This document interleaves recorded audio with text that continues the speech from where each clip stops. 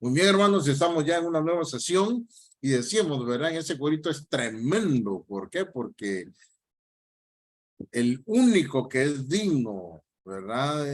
Y a él levantamos nuestras voces en señal de alabanza, ¿verdad? Y algo interesante es el que hizo este corito, ¿verdad? Al que vive por siempre, el gran yo soy, ¿verdad? A Jesús. Y entonces, esta persona que hizo esta canción, al que es digno, obviamente estaba en sintonía, estaba en la misma frecuencia con el autor a la epístola a los hebreos, ¿sí? Porque venimos repitiendo, ¿verdad? Que el propósito central del autor de la carta es simple y sencillamente demostrarles a sus destinatarios la superioridad de Jesús por sobre todas las cosas creadas, especialmente las bases del Antiguo Testamento. Y en segundo lugar, él lanza, ¿verdad?, una advertencia a que nosotros no nos apartemos de la fe en Jesús. Eso es importante. Y entonces, después de reflexionar, ¿verdad?, en esta canción, decimos, hermanos, que el capítulo 5, esperando que ustedes lo hayan leído, el capítulo 5 de la epístola a los hebreos es interesante y nos vamos a centrar más que todo en los versículos del 1 al 10. Sí, porque ahí está ¿qué le digo? Ahí tenemos como en resumen, ¿verdad? Al menos el capítulo 5 y luego, ¿verdad? Viene la clásica advertencia. Y entonces dice así, y voy a pedirles que si tienen Biblia en mano, ¿verdad? Que la tengan ahí, si no, vaya a conseguirla rapidito, porque va a haber un momento en el cual a lo mejor repartimos algunas citas para que ustedes me ayuden y no estén ahí solo escuchándome, sino también puedan participar, ¿verdad? Con una lectura y la vamos a comentar. Entonces dice así, Hebreos, ¿verdad? Capítulo 5. Porque todo sumo sacerdote tomado de entre los hombres es constituido a favor de los hombres en lo que a Dios se refiere, para que éste presente ofrendas y sacrificios por los pecados, para que se muestre paciente con los ignorantes y extraviados, puesto que él también está rodeado de debilidad. Y por causa de ella debe ofrecer por los pecados, tanto por sí mismo como también por el pueblo. Y nadie toma para sí esta honra, sino el que es llamado por Dios, como lo fue Aarón. Así tampoco Cristo se glorificó a sí mismo, haciéndose sumo sacerdote, sino el que le dijo, tú eres mi hijo, yo te he engendrado hoy. Como también dice en otro lugar, tú eres sacerdote para siempre, según el orden de Melquisedec. Y Cristo, en los días de su carne, ofreciendo ruegos y súplicas con gran clamor y lágrimas, al que le podía librar de la muerte, fue oído a causa de su temor reverente. Y aunque era hijo, por lo que padeció, pudo aprender la obediencia. Habiendo sido perfeccionado, vino a ser autor de eterna salvación para todos los que le obedecen. Y fue declarado por Dios sumo sacerdote según el orden de Melquisedec. Bien, versículos del 1 al 10. Acá, hermanos, ¿verdad? Vamos a hacer un par de reflexiones interesantes. Y si nosotros nos fijamos, el autor, ¿verdad?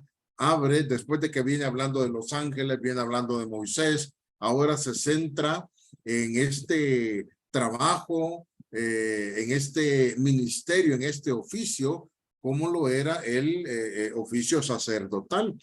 Nosotros sabemos, ¿verdad?, que desde la antigüedad o en el Antiguo Testamento, nos narra, ¿verdad?, la palabra de Dios que este ministerio sacerdotal, muy importante, ya lo vamos a ver por qué, era desarrollado no por cualquiera. Para comenzar, ¿verdad?, únicamente los de la tribu de Leví eran los que podían ejercer este ministerio.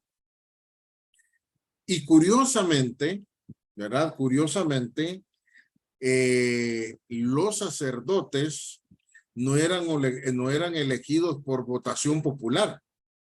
Y vaya marcando o anotando esto, ¿verdad? Que es importante. Decíamos, ¿verdad? No cualquiera ejercía este ministerio.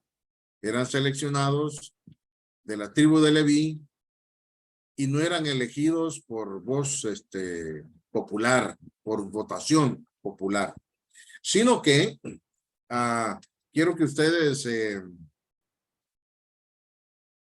tenemos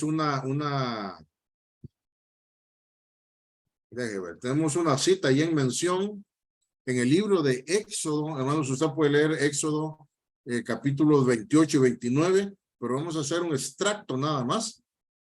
Éxodo capítulo 28, versículo 1. Le voy a pedirle a mi hermano Carlos ahí que nos ayude, que lo lea ahí con voz violenta. Éxodo 28, 1.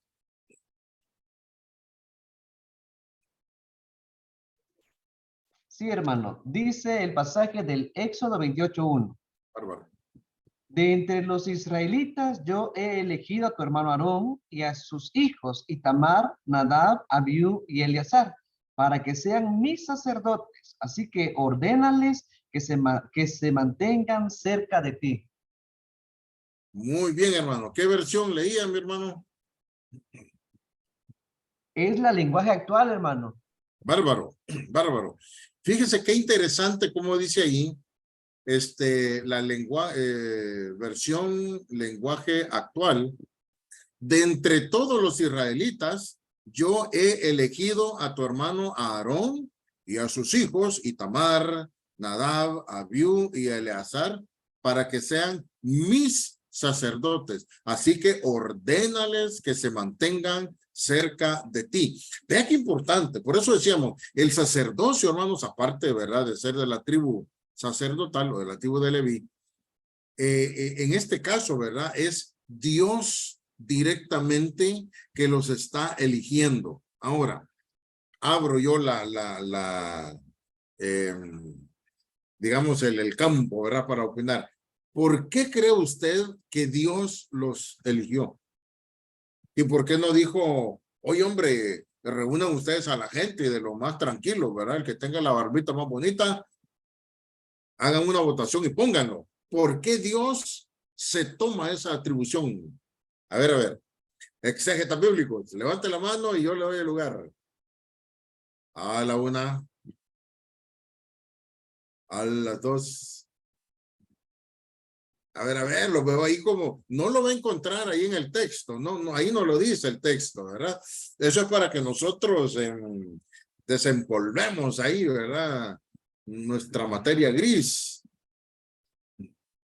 ¿Por qué habrá sido que Dios, él eligió a los sacerdotes? Y óigame que otra cosa importante era que este puesto, hermanos, era vitalicio. Este puesto no caducaba. Hermano Lamberto, ¿o es que se estaba pegando usted solo? ¿Cómo era? Es que estaba refrescando las ideas, golpeándome con la regla, para que todos Ah, vean que hay reglas. ya, bárbaro. Pues, Muy bien, hermano. hermano, A ver, una idea. pues mire, hermano, que a mí algo que cuando leí el Génesis, bueno, cuando leí el Éxodo, algo que a mí me admiró mucho fue cuando Dios le dijo a Moisés que fuera por Aarón, para que él interpretara la palabra delante de Faraón. Mm. ¿Y en qué, por qué no fue directamente Moisés? Si Moisés tenía el vigor, según la escritura, tenía educación, tenía eh, mucho principio de sabiduría de esa nación, Ujú, sino que, ¿por qué era necesario que llegara Aarón a cumplir lo que Moisés no podía hacer supuestamente, ¿no? ujú, Y decía que era tardo para hablar. ujú. Y yo estuve analizando y escudriñando un poco esa palabra tardo para hablar porque hay muchos interpretadores que dicen que él era tartamudo. Mm, Y tardo para hablar también significa una persona que es lento para pensar. Ya no solo tartamudo, sino que también lento para pensar. Entonces, y eso me trajo a mí a escudriñar un poquito la escritura acerca de aquellos grandes profetas que Dios les ayudaba a tener fuerza, tanto en la boca como en la mente, que eran también en su juventud, etcétera, etcétera, y lo vi yo como un pretexto. Entonces, Aarón no puso pretexto cuando fue llamado. ok, Él, hasta ahí, entonces siento yo no, no, que ok, los no puso escogidos para pretexto. los Muy que los, bien. los que escogieron, Dios escogió a Aarón porque él no puso un pretexto cuando fue llamado, ¿verdad? Y de ahí para adelante, pues Dios lo vio con una fuerza bastante fuerte en su ámbito verbal, Mm, y ok, también así, pues, a sus pendientes. muy bien. Entonces, ¿verdad? Una propuesta, ¿verdad? Dios elige a Aarón, pero no solo a Aarón, ¿verdad? Porque ahí eligió a Aarón y a sus hijos. Pero en este caso, pues a Aarón porque siempre mantuvo esa disposición, ¿verdad? No negarse a cumplir cualquier dirección, ¿verdad? De Jehová Dios. Muy bien. A ver, otra propuesta. ¿Por qué Dios elige y no dejó que el pueblo fuera el que eligiera a los sacerdotes? A ver, tal vez esto nos ayuda. ¿Qué sabe usted, hermano, del trabajo? ¿Cuál era el trabajo del sacerdote? A lo mejor, hablando de la función sacerdotal, caemos. ¿Por qué Dios hizo eso? ¿Qué hacía el sacerdote? ¿Cuál era la función del sacerdote? A ver, jóvenes, o una dama también, estamos abiertos. Nadie. Hombre, ¿qué pasa? ¿Qué pasa ahí? ¿Cuál era la función, el trabajo del sacerdote? ¿Qué hacía el sacerdote? ¿Verdad? Le voy a ayudar. Habían dos elementos bien importantes en el Antiguo Testamento. Uno era la función de los profetas, ¿sí? Y otra era la función de los sacerdotes. Vean, ¿cuál era la función de los profetas? Los profetas, mis hermanos queridos, la función de ellos era, ellos venían de parte de Dios para dar un mensaje al pueblo, ¿sí? Lo que Dios quería, Dios se lo manifestaba a los santos profetas y venían los profetas y divulgaban ese mensaje. De hecho, la palabra profeta, ¿verdad? Quiere decir aquel que proclama, ¿sí? Aquel que proclama o divulga, no chismoso, ¿verdad? Aclaramos. Que sí, que proclama o divulga un mensaje, pero de manera fiel. Entonces los profetas, fíjense, venían de Dios para con el pueblo. Ahora, ¿qué hacían los sacerdotes? A la inversa. ¿Qué hacían los sacerdotes? Hola, una. A ver, las hermanas están silenciadas. Hermana María, hermana Rich, hermano Julio, díganos. Yo creo que, bueno, su función era realizar las ofrendas bajo la ley de Moisés. Ajá. Entonces, otra vez, hermanos, ¿qué hacían los sacerdotes? que realizaban las ofrendas bajo la ley de Moisés. Ok, realizaban las ofrendas. Muy bien. ¿Para qué realizaban las ofrendas? Porque ellos eran los que ejecutaban, ¿sí? Ellos eran los que ejecutaban. El pueblo no lo hacía. Ellos, la gente lo llevaba a ellos y ellos lo ofrecían, pues los sacrificios y todo eso. ¿Con qué objeto? De favorecer al pueblo, hermano, ¿Perdón? en beneficio, en favor del pueblo. En Era la labor beneficio, del en sacerdote. favor del pueblo. Muy bien. ¿En qué sentido? Vamos bien. Cuando ellos, sí, cuando Vamos ellos bien. presentaban su ofrenda para en el asunto del pecado del pueblo, como por ejemplo, para una purificación por Muy alguna bien. transgresión. Ajá, Muy entonces, bien. como usted lo mencionaba, los profetas eran el mensaje de Dios por medio del profeta para el pueblo. Ahora, el Correcto. sacerdote es lo que el pueblo presenta, el sacerdote lo lleva delante de Dios. Ah, muy bien. Entonces, fíjese, ahí tenemos las dos vías, ¿verdad? Vía de Dios para con el hombre, los profetas. Ahora, vía de el hombre para con Dios eran los sacerdotes. O sea, en el caso inverso, aquí estaba Dios y Dios enviaba al profeta al pueblo, ¿sí? Pero en el caso de los sacerdotes, aquí está Dios siempre y aquí estaban los humanos, ¿ya? Aquí estaba el pueblo. Ahora, ¿cómo hacían para conectarse con Dios? Y ve, y eso es interesante, por eso lo estoy haciendo ahí la seña, ¿verdad? Acá está Dios simulando, acá está Dios, acá está el pueblo. Pero ¿cómo conectar a Dios, al pueblo con Dios? A través del sacerdocio. A través del sacerdote. O sea que el sacerdote que estaba acá, hermanos, era el puente entre los hombres y Dios. En otras palabras, era un ¿qué? Mediador. Anote eso, es importante. Como la María. ¿Como quién? Nada, molestaba, mano. Sí, tienes razón. Aplazado ya en la clase. No, interesante. El mediador. Y un mediador, ¿qué es lo que hace? Mediar. Mediar. ¿Y cómo lo hacían los sacerdotes? En este caso, como decía bien mi hermano Carlos, a causa del pecado, ¿verdad? Y como lo dice, pues, la epístola a los romanos también, ¿verdad? Que aunque es del Nuevo Testamento, pero lo vamos a usar para que entendamos eso, dice la cita clásica, ¿verdad? Por cuanto todos pecaron, ¿qué más dice? Todos quedaron destituidos de la gracia de Dios. Muy bien. Y vea usted, hagamos vea esta escena ahí en su pantalla, ¿verdad? Hagamos de que el hombre y Dios están en perfecta relación, ¿sí? Este es Dios, este es el hombre. Pero como no hay pecado, están nítidos, ¿ya? Pero entonces dice, viene el pecado, ¿y qué es lo que causa el pecado?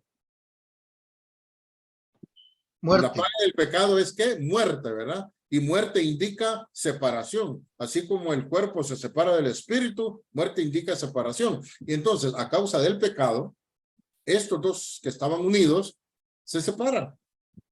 Pero entonces dice, por cuanto han pecado, están alejados, privados, puestos aparte de la gloria de Dios. Y a veces nosotros lo representamos, ¿verdad? Digamos, con las personas que estamos evangelizando y le decimos, ¿verdad? Oye, ¿usted cree que ha pecado? Sí. ¿Y cuántos pecados cree que tiene? Uno, 5.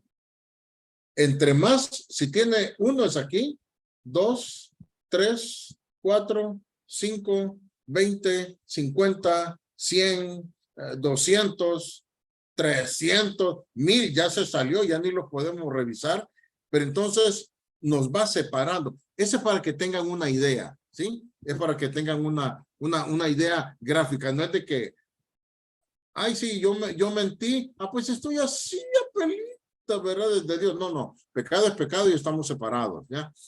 Pero entonces, al estar separados de Dios, de acuerdo a la ley, ellos tenían que ofrecer sacrificios, ¿sí? Aparte de las ofrendas, pero un sacrificio porque sin derramamiento de sangre no podría haber remisión de los pecados, ¿sí? Entonces venía la gente y traían 2 palomitas, un cabrito, ¿verdad? Para inmolarlo, para sacrificarlo. Y entonces la sangre que era rociada en el altar, esa sangre, ¿verdad? Servía pues para cubrir los pecados. Pero ¿quién hacía? ¿Quién efectuaba ese trabajo? Era el sacerdote. ¿Sí? Era el sacerdote. ¿Sí? Y eso era diario, hermanos. Eso era diario. ¿Ya? Porque también después venía el trabajo del ¿qué? Del sumo sacerdote. Era sacerdote, pero era el de mayor jerarquía. Y si usted recuerda la historia bíblica, ¿verdad? Entraba una vez al año. Una vez al año.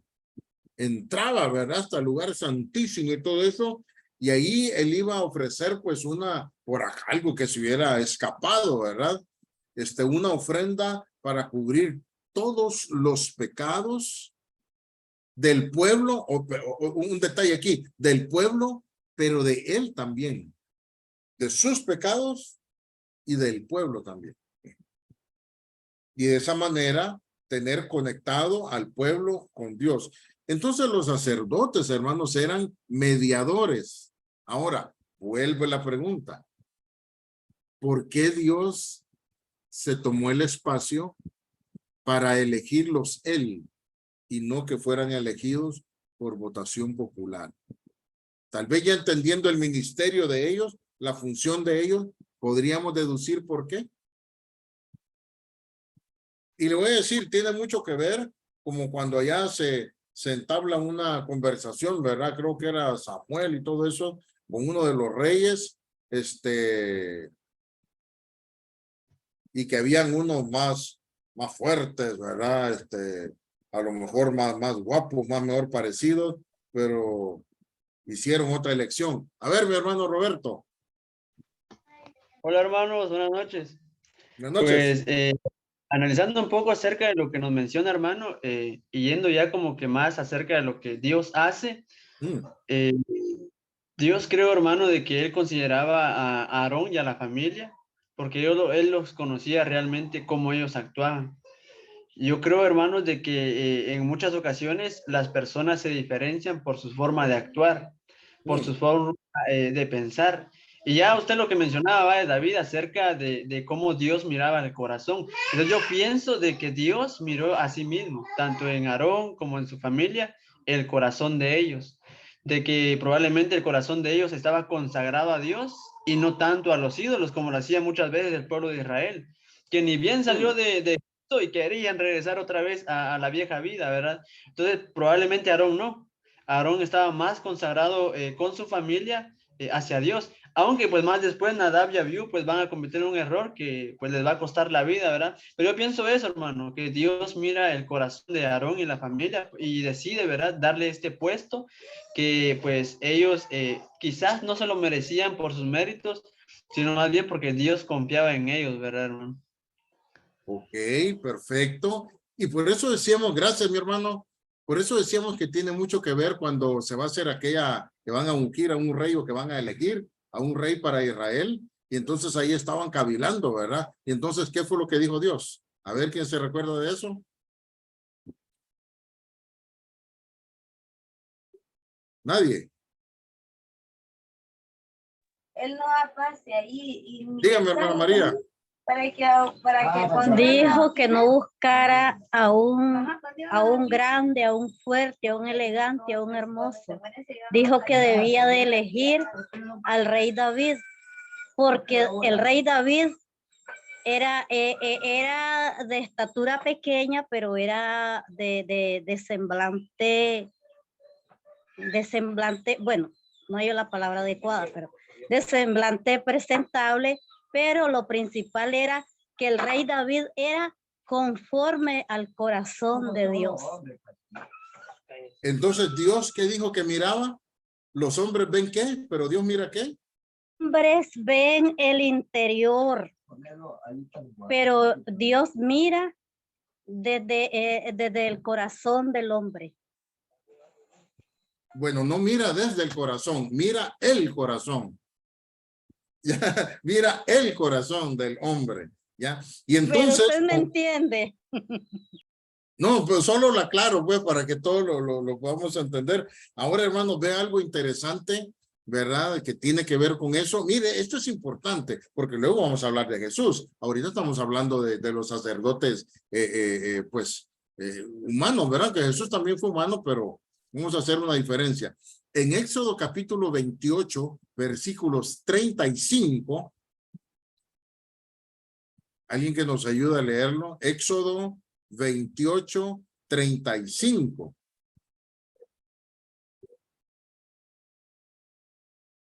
Permítame, hermano, Éxodo 28, 35, dice así.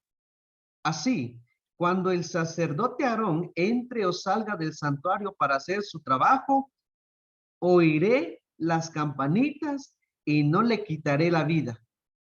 Ok, el 36.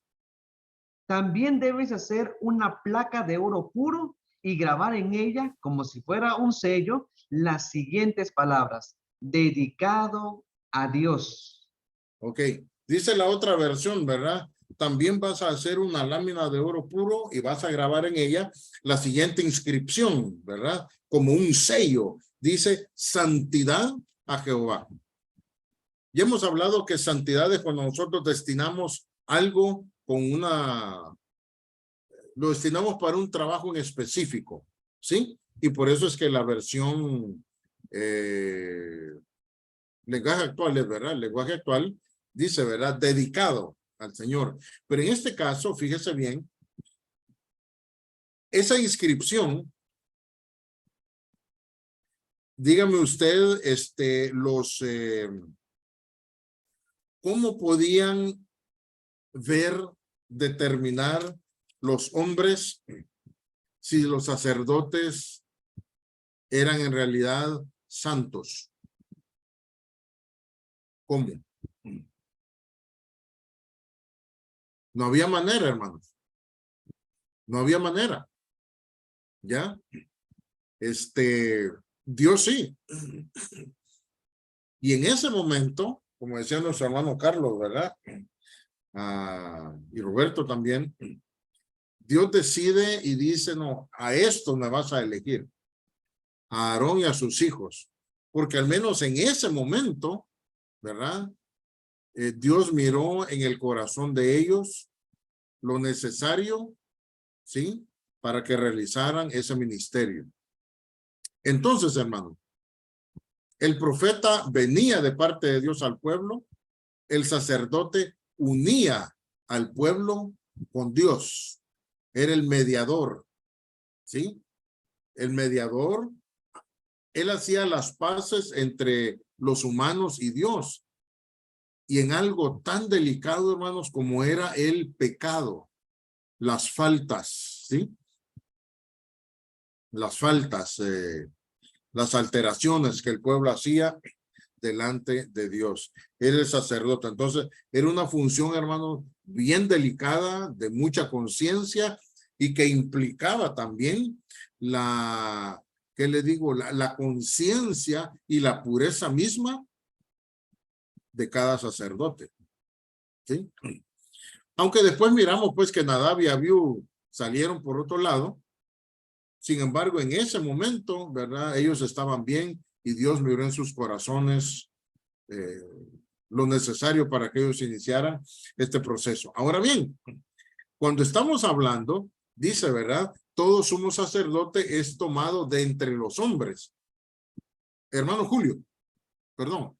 Antes que nos pasemos, en los versículos 6 y 10 de Hebreos, menciona según el orden de Melquisedec. Aquí, ¿qué tiene que ver la orden de Melquisedec? Eso, hermano, lo van a descubrir porque una tarea que ustedes van a hacer, los capítulos que vienen, ¿verdad? El 7 y el 8. El 7 específicamente habla acerca de Ya le voy a decir. El capítulo 7 habla sobre el sacerdocio de Melquisedec y ahí ustedes van a hacer una investigación profunda, ¿verdad? Porque no hay mucha información, al menos en la Biblia, no hay mucha información de quién era Melquisedec. Menciona unas cositas breves, tanto de que el padre Abraham le dio los diezmos, ¿verdad? Le ofreció los diezmos a Melquisedec. Y entonces hay varias posturas, también menos dos posturas, dos posiciones en cuanto a quién es Melquisedec. Pero eso ustedes, esa es tarea para ustedes. Pero gracias por mencionarlo, hermano, ¿verdad? Capítulo 7, ¿ya? Capítulo 7, pero lo vamos a discutir, ¿ya? Lo vamos a discutir. Pero bien, entonces estamos, ¿verdad? Todavía en el 5, en los primeros versículos, y entonces dice cosas interesantes, rapidito, ¿verdad? Punto número 1, todo sumo sacerdote tendría que ser tomado, ¿verdad? De entre los hombres y constituido, ¿verdad? A favor de los hombres en lo que a las cosas de Dios se refiere.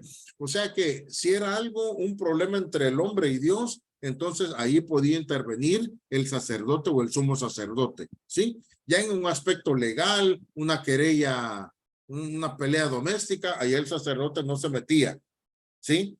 Pero en el caso de un problema entre el hombre y Dios, ahí intervenía, ¿verdad? El sacerdote. Tenía que ser un hombre, obviamente, ¿verdad? No era un ángel, no era nadie, tenía que ser un hombre. Para que veamos pues que todo esto Jesús lo cumplió en su ministerio. Y entonces dice algo importante, mire el versículo 2, este sacerdote, ¿verdad? Tiene que ser paciente para con los ignorantes y para los extraviados. ¿Qué es un ignorante, hermano?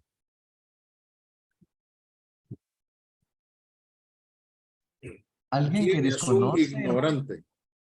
alguien que desconoce de algo.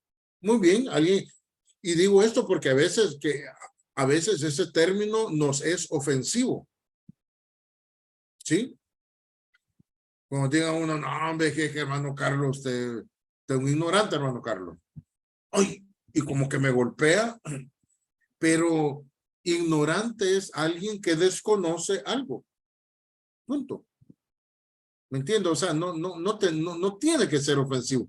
¿Por qué decíamos esto, verdad? Tiene que ser paciente con los ignorantes. Usted sabe que cuando alguien no entiende algo, cuando alguien no tiene todos los elementos de juicio para algo, y entonces se comporta de manera inadecuada. ¿Sí? Y entonces, los otros que tienen que hacer, o el sacerdote que tenía que hacer, volverse paciente, enseñarle, instruirle, con los ignorantes y también con los extraviados, o sea, con los que desconocían y con los que conociendo se extraviaron. Esto era el sacerdote, el hombre, ¿verdad? El hombre mortal. Porque también dice, él está rodeado de debilidad. Vea qué interesante esto. Y por causa de ella, por causa de esa debilidad, hablando de la naturaleza humana, tenía que ofrecer por los pecados, tanto por sí mismo como también por los del pueblo. Y nadie podía tomar para sí este puesto o esta honra, sino que aquel que era llamado por Dios como lo fue Aarón. Y en este caso, Jesús, hablando del ministerio, ¿verdad? Digamos sacerdotal de Jesús, miramos de que él fue hombre también porque él se encarnó, ¿sí? Él se encarnó.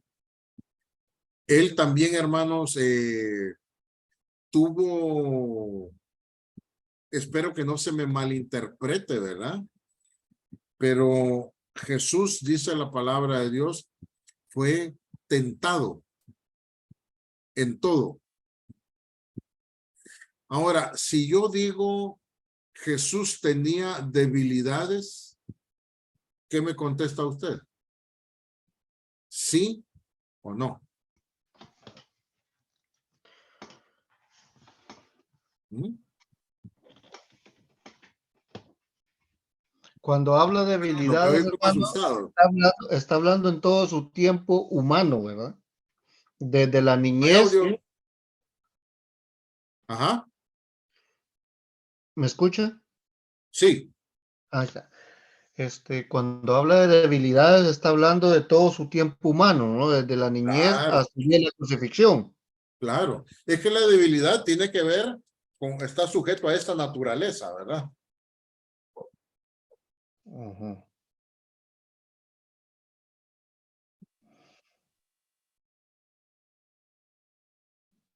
Los veo ahí como, ay, qué herejía está diciendo el hermano. No, es que no es herejía, hermano. Es que hay partes de la Biblia que dice que el Señor sí tuvo ciertos asuntos en lo que se iba perfeccionando como humano para conocer lo que es el sentimiento y la vida humana. Correcto. Y De la- también dice, ¿verdad? Él fue tentado en todo. A ver, exégetas bíblicos, ¿cuándo es que nosotros somos tentados? ¿Cuándo? Vea por dónde vamos. ¿Cuándo es que nosotros somos tentados? Vaya, le digo, usted conoce el texto. Cuando alguno es tentado, no diga que es tentado de parte de Dios. ¿Ya? Porque ni Dios es tentado por el mal, ni él tienta a nadie. A ver, ahí vamos cayendo. Sino que cada uno es tentado cuando.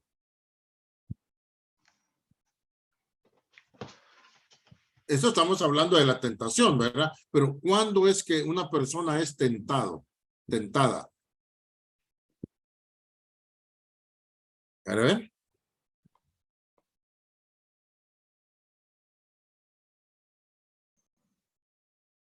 Bueno, Yo veo en shock. es que la tentación, ¿me escucha, hermano? Sí. Sí, Sí, es que la tentación es cuando, digamos, cuando nos vence, pero bajo nuestras propias concupiscencias. ok, concupiscencias, ¿verdad? Son nuestros deseos internos. O nuestros deseos. Ahí, nuestros deseos. ¿Ya? Porque algunos le han querido poner concupiscencia, son los deseos malos, los deseos carnales, la lascivia, ay, ¿me entiende? Todo lo relacionamos con los pecados sexuales. Pero concupiscencia viene del término epitumia, y epitumia simplemente es un deseo fuerte, casi incontrolable.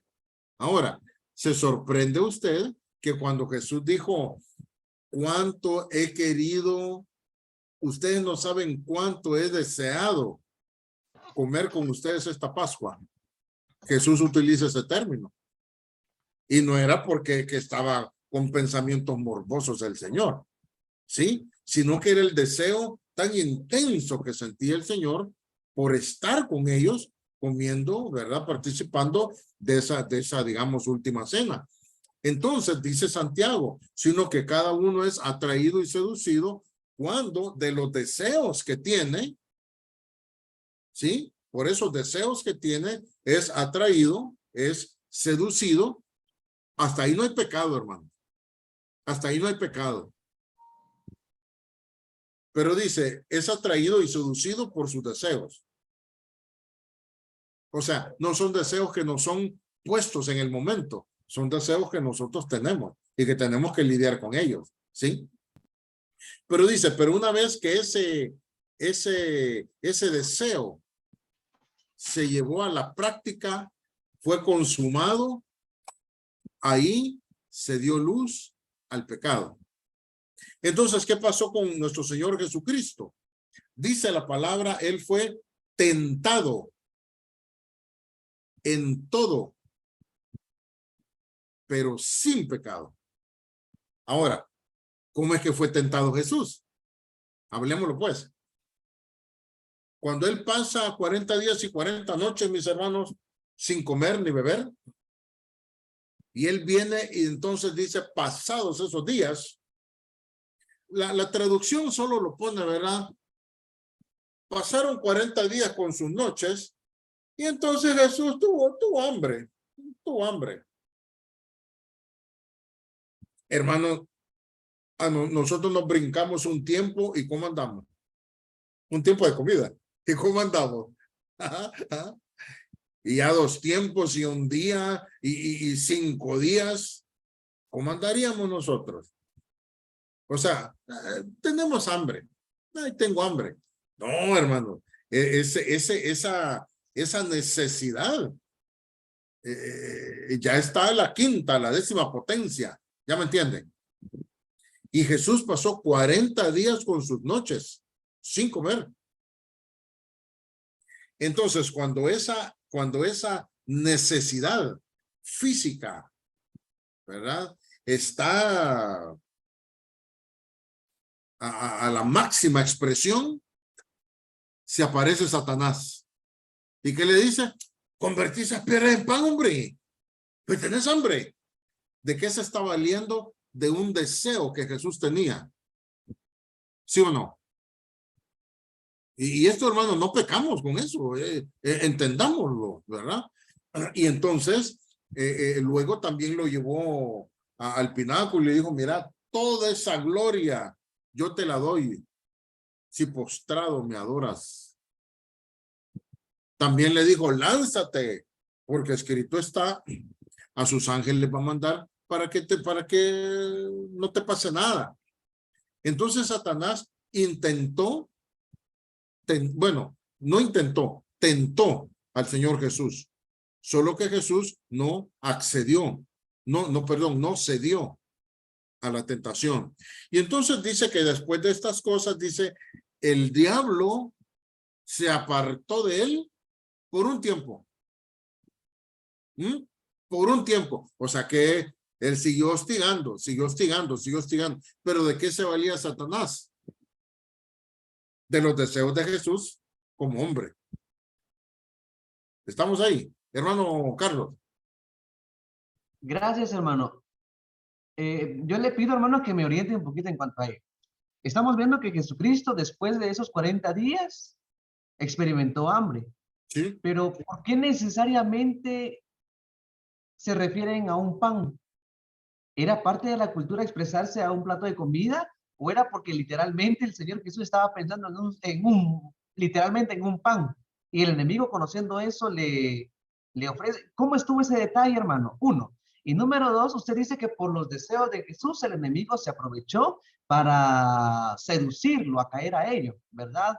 A que a la piedra la convirtiera en pan. Pero según el texto, después dice que después el diablo llevó a Jesús a la ciudad de Jerusalén. Allí lo subió en la parte alta y le dice, si eres el Hijo de Dios, tírate. Para que, pues dice la Biblia, a sus ángeles enviará y te sostendrán. Jesús le dijo, nunca trates de hacer caer a tu Dios. Y por último, el diablo lo llevó a una montaña alta y le enseñó los países, los reinos, y el enemigo le dijo, si tú te postras, te voy a dar todo eso. El Señor codició, hermano, riquezas. ¿O cómo está eso, hermano? Fíjese que sí quiero que me pueda orientar un poquito, hermano. ¿Cómo podríamos interpretar ese pasaje, hermano? Si nosotros decimos que el pan es por el deseo de Jesús, que se aprovecha el enemigo para hacerlo caer, ¿por qué se refiere o por qué se centra en las riquezas de este mundo? Ok. Recordemos una cosa, hermanos, ¿verdad? Siempre se ha dicho de que, pues, Satanás, Dios es omnisciente, omnisapiente, Él lo sabe todo, ¿verdad?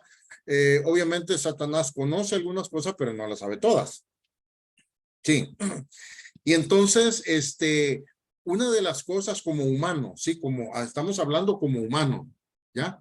Porque Satanás nunca podía osar el tratar de medir fuerzas con el Hijo de Dios, digamos, en otro estado, digamos, en el estado puro, pues en el estado espiritual, ya, porque en el espíritu es otra dimensión, pero en el estado de hombre, ¿verdad? Ya lo decía, ¿cómo se llama? Juan, ¿verdad?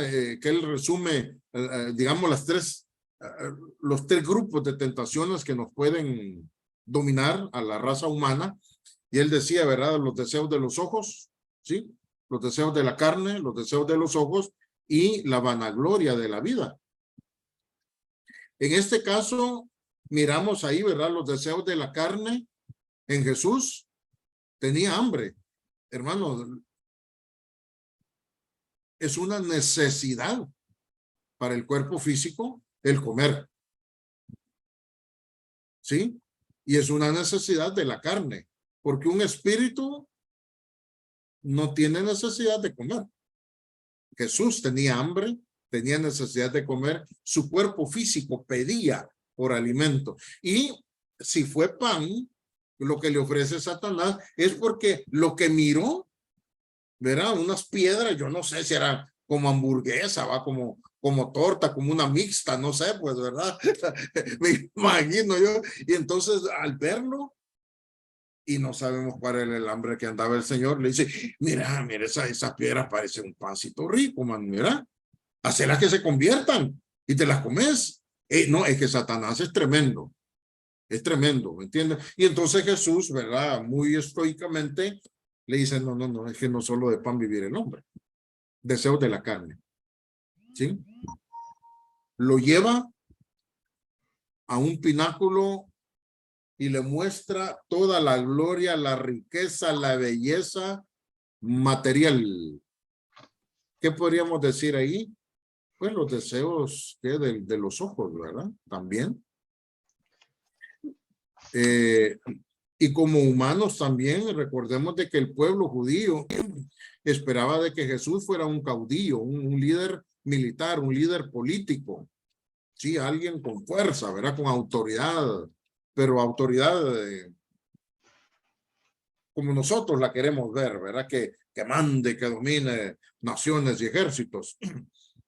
Pero igual Jesús escapó de eso, ¿verdad? Podría ser, en ese sentido. Que Satanás esté pensando, no, hombre, aquí lo voy a agarrar, ¿verdad? Que él pueda dominar todo. Porque a mí me ha sido nada, le dice, entonces, pero me tenés que adorar. Nada. Tírate, hombre, que va a llegar, van a mandar a sus ángeles. La vanagloria de la vida. ¿En qué sentido, verdad? A veces nosotros, hermanos, tenemos como falsas expectativas, ¿verdad? Y nos queremos tan seguros de nosotros mismos que al final fallamos. De hecho, la gran mayoría de jóvenes comenzamos a, qué sé yo, a tomar, a fumar, a probar una droga, a malas palabras, mal vocabulario. ¿Por qué? Por una presión de grupo. Échate uno, hombre, no te va a pasar nada, échate uno. Y ya casados, ya grandes, ay, vamos a echar una cerveza, hombre. No, hombre, que mira, tengo que ir a la casa. Ah, te regaña tu mujer. Te pega tu mujer. Y esa presión, pues no me pega. Demostrarla, pues me la he hecho. Aunque nos peguen después, ¿verdad? Entonces, ¿qué le digo? Esa es una vanagloria de la vida que creo que yo me domino y me controlo solo. Y no es así, pero veamos, en esos tres casos Jesús supo librarse bien. Y lo otro es, ¿verdad? Que a lo mejor Satanás sí sabía que andaba hambre, a lo mejor Jesús andaba hasta demacrado pues por el hambre y él a lo mejor anduvo ahí rondando a Jesús mientras él anduvo en el desierto. Pero después él le ofrece esas otras opciones a Jesús. Pero lo cierto es, hermano, que si nosotros creemos lo que dice Santiago, y fue el Espíritu Santo que inspiró Santiago, dice, ¿verdad? Que nosotros somos atraídos o seducidos. En otras palabras, cuando Satanás se vale de nuestros deseos. En otras palabras, pensemos nosotros en nuestra propia vida diaria. Cuando somos tentados, hermanos, si a mí no me atrae la cocaína, echarme un rayazo, como dicen los muchachos, pues Satanás nunca me va a tentar con eso. No me va a ofrecer eso porque, pues, sabe que no no deseo eso. Pero a lo mejor si me pone, qué sé yo, un fajo ahí de euros, de dólares, y él sabe que soy tocadito y que me gustan los billetes, ahí me va a tentar. Ahora nosotros podemos sacar nuestras propias conclusiones, porque Jesús fue tentado en eso, pero no solo en eso, hermano, porque luego dice la Escritura, Jesús fue tentado en todo. O sea, en todo. Y hoy pues algunos dicen, ay hermano, pero es que es pecado pensar así. Pues la palabra es todo, ¿verdad? En todo aquello en lo cual Satanás miró un espacio para tratar de hacer caer a Jesús. Ya pensar en qué cosa, ay, que si le puso una mujer, que si le puso, no, eso ya cada quien, ¿verdad? Pero cuando dice en todo, es en todo aquello que tenía que ver con los deseos que Jesús tenía. Hasta ahí, ya pensar más de eso, pues ya a lo mejor nos meteríamos en problemas, ¿ya? Pero ese es en ese sentido, ya basándome en lo que dice Santiago. Ya.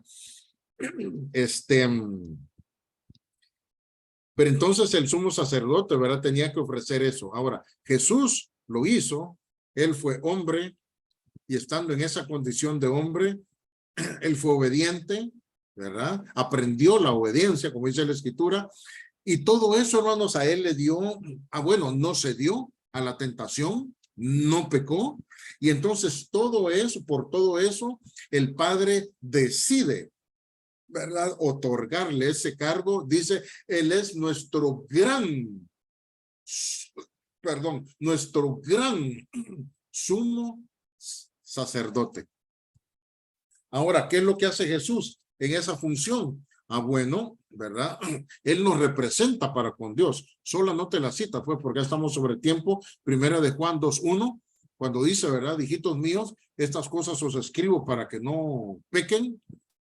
Pero si llegaran a pecar, bueno, ¿verdad? Tenemos a Jesús, a un juez, perdón, a un abogado, perdón, juez no. Tenemos a un abogado. ¿Y qué es lo que hace el abogado? Interceder. Un abogado defensor, ¿qué es lo que hace? Interceder. Y eso es lo que hace Jesús con nosotros.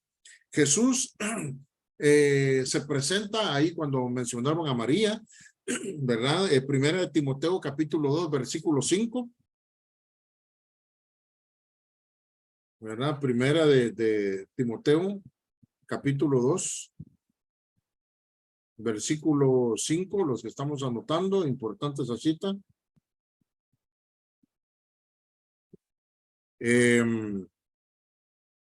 Ahí encontramos, hermanos, ¿verdad? Que no hay otro mediador entre Dios y los hombres, ¿sí?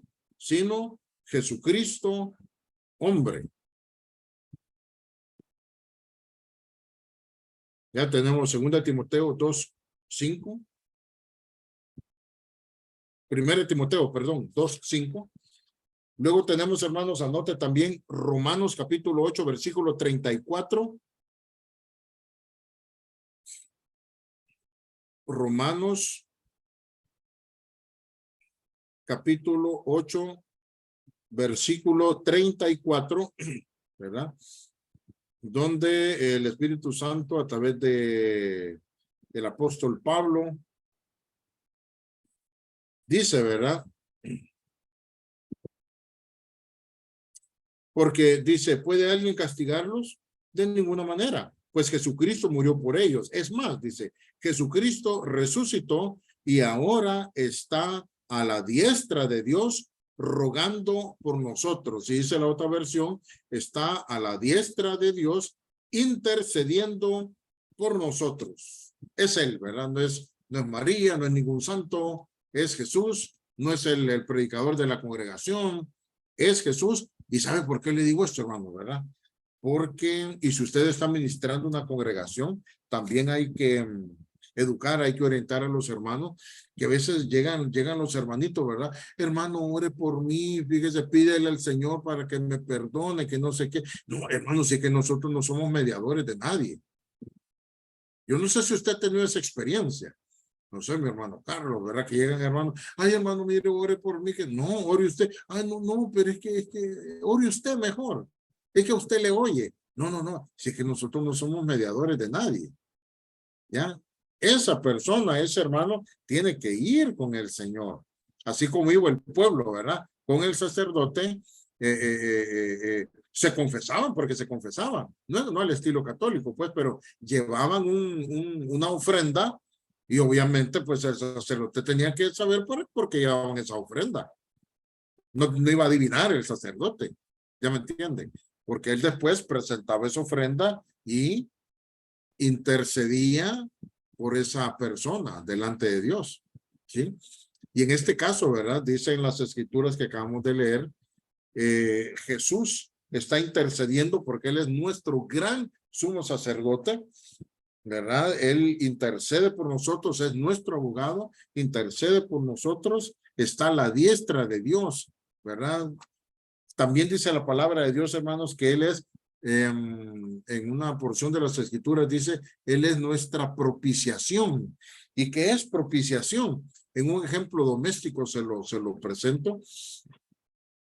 En nuestros países latinoamericanos es muy común, ¿verdad? Que las mamás, con el respeto de las presentes, que las mamás, cuando ya no pueden controlar a los muchachos, le dicen, le voy a decir a tu papá.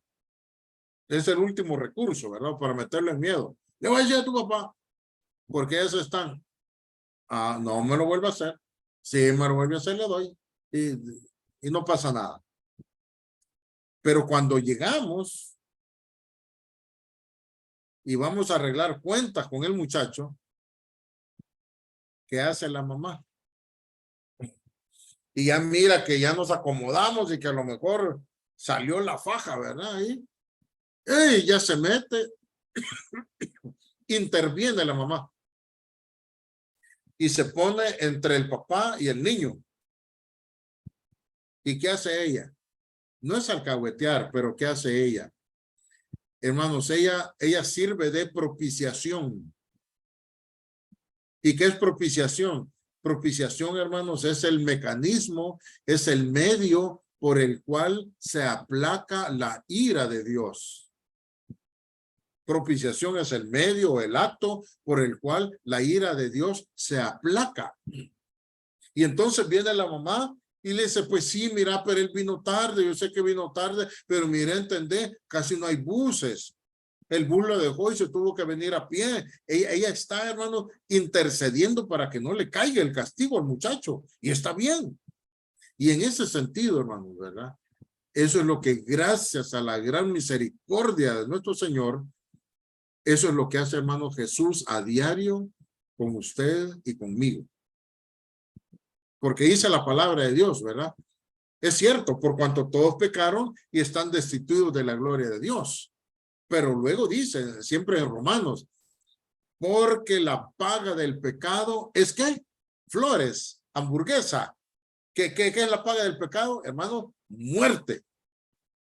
¿Sí? Muerte. Más, oiga, más la dádiva de Dios es vida eterna.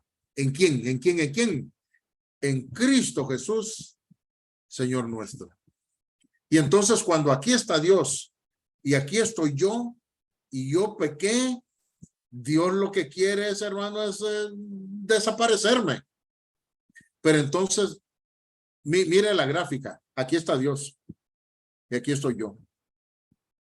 Y ante el pecado, la mano de Dios se pone y me va a aplastar, hermano. En ese momento aparece Jesús y se pone en medio como un lente, ¿sí? Y es a través de él que Dios ya no me mira a mí como Ramón el pecador, el necio, el rebelde, sino que Dios, hermano, me mira, pero mira a través de su hijo.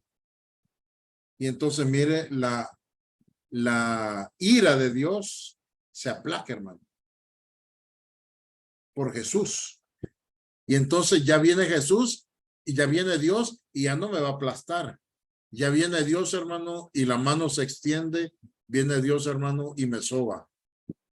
y me alienta y me dice, vamos a hacerlo otra vez. Se fija, hermanos, el ministerio de Jesús, qué belleza que es. Y a veces nosotros pensamos, sí, con los que están afuera. Hermanos, con nosotros es así el Señor. Por eso es que es nuestro gran sumo sacerdote. ¿Ya? Y Él es paciente para con nosotros, no queriendo que ninguno perezca. Pero es paciente con nosotros, hermanos, que nos portamos como ignorantes y como extraviados también. Entonces, ve, hermano, qué bendición tenemos, ¿verdad? Por eso que Jesús es superior a los sacerdotes comunes y corrientes. Él es el sumo sacerdote elegido directamente por el Papá, cumpliendo su función con un corazón tan puro, tentado en todo, pero sin pecado, ¿verdad? No se halló ninguna mancha en él. Y ahorita él está sentado a la diestra de Dios Padre. Hermanos, ¿con qué objeto? Con el objeto de continuar intercediendo por todos nosotros hasta que venga el segundo espacio.